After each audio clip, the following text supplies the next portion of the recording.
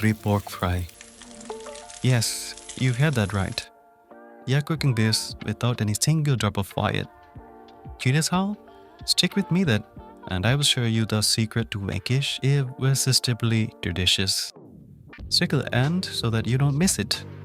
I am your Johnny. Let's dive right in.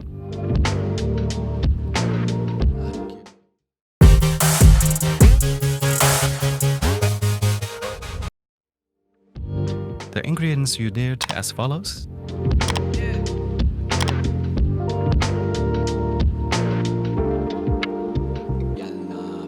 I have taken 2 kilograms of pork belly, and it's really important to have the belly part because it has a lot of pork fat. Cut it into small cubes, not so big, not too small, something like this. Let's cook the pork belly with some spices. For that, I've taken a pressure cooker and add the pork belly cubes which we cut just now to that. Add a turmeric powder around 3 to 4 teaspoons. 1 teaspoon of homemade garam masala. 2 teaspoons of salt. 3 teaspoons of freshly made ginger, garlic, chili, and coriander paste. Here I'm taking half an inch of ginger and garlic around 3 to 4 cloves, chili 3 to 5, put into the heat perfectly, coriander leaves, that a handful of garlic leaves. Mix it all off and cook the pork until perfectly tender. If the meat is not so hard, this might take around 3 to 4 whistles in the pressure cooker. Our pork belly cubes are cooked well. Now heat up a non-stick pan and add the pork cubes just cooked without the stock. Adding stock make this as a curry, but we want it as a fry, so that's why we are not using the stock here.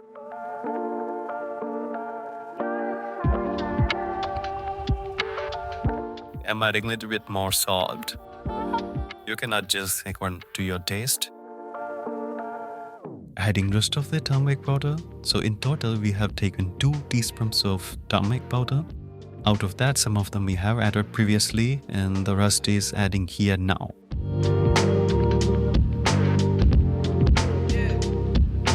So normally there might be some fat floating around on the top of this stock. At this moment, you can take that out. I'll add it here. Okay, time to add some more spices. Add 1.5 teaspoons of coriander powder, 4 to 5 teaspoons of Kashmiri chili powder,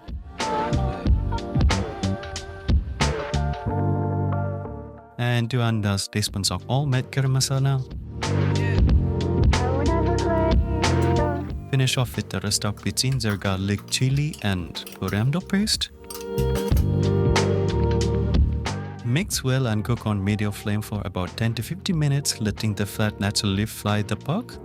And depending upon the quantity you have taken, this time may vary for you. So I have taken 2 kilograms of pork belly.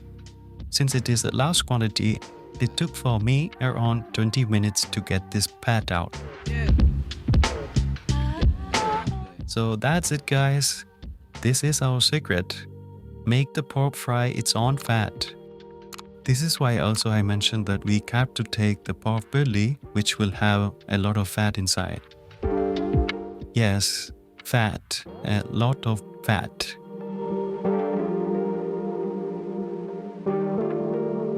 As the pork starts getting brown with its own fat, add 2 teaspoons of pepper,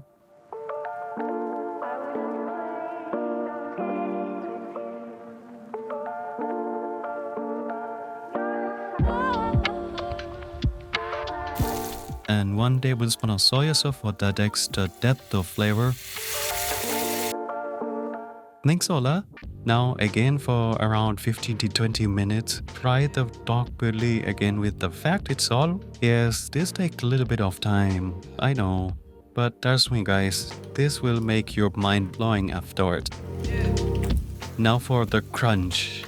Add 120 to 150 grams of sliced coconut. And then 5 medium red onions sliced pole to pole. It's important to get the red onions boiled to boil, so that the sweetness of the onion will join the party. You can also fry the onion separately, but that triggers extra oil. And toss some handful of curry leaves too.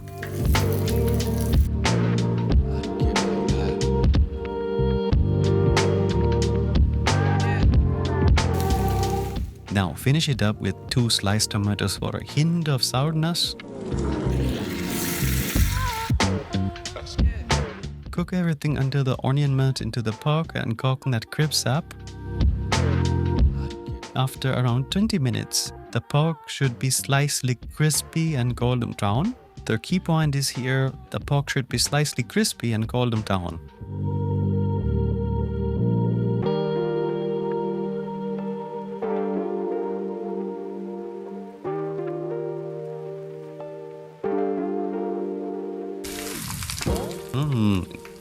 Look at that spicy and crunchy delicious pork fry. Look at that color. Want to try that? It's both with rice, especially alongside the yogurt curry. By the way, have you checked out my spicy yogurt curry recipe yet? Well, I got, haven't you? If not, make sure to check it out right after this one.